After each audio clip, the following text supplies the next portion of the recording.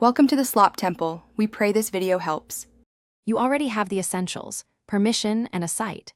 First, sign into Microsoft 365, then open the Sharepoint site link. Once on the home page, check the site type because that determines navigation and defaults. Next, set your profile and notification preferences so you receive updates. Create a top-level document library now by clicking New, then Document Library, name it clearly.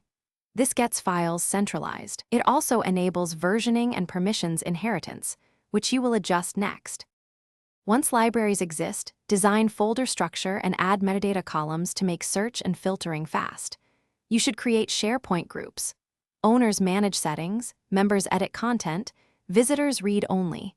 Assign groups rather than individual users to simplify maintenance. Then configure library settings.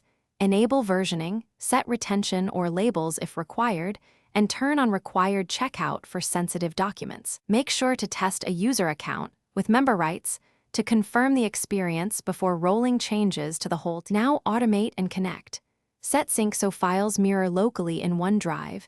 This reduces friction for offline edits.